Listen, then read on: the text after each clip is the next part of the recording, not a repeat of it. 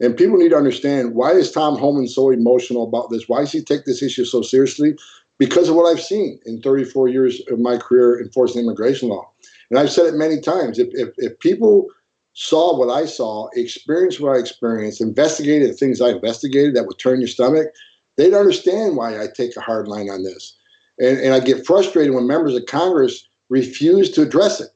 For 3 decades, they refused to address it. And that one hearing with the congressman, I didn't care about dying children, or if I ever held a dying child in my hands. He should have did his research, because I have. And that one incident made Tom Homan who he is today. So I talk about things. In that one incident, I talk about, I was in Dallas giving a speech to international chiefs of police. I get a phone call from headquarters. They helped me take an air marine flight down to Victoria, Texas, at a scene of a horrific smuggling incident. Now, remember, if you read the book, I grew up in a town of 2,500 people, right? At the time, the only dead person I ever saw was my grandmother in a casket at her funeral. Now here's this, this same person that grew up in West Carson, New York, standing on back of a tractor trailer. The scene was still the Texas Rangers walked me through the scene because we were taking over the investigation. And I'm in back of that tractor trailer, and at my feet are 17 dead migrants.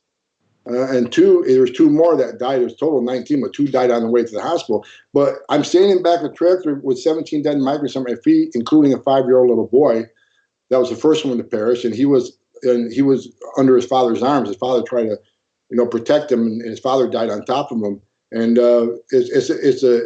once you're there and you see it, and you smell it, and you feel the pain they must have went through. And when I stand in the back of the tractor trailer, the first thing I thought of, what was that small child, that 5-year-old, what was his 30 minutes of life like? That last 30 minutes, what did he go through? And what did that father go through, knowing he put his son in this position and watching his son die in his arm?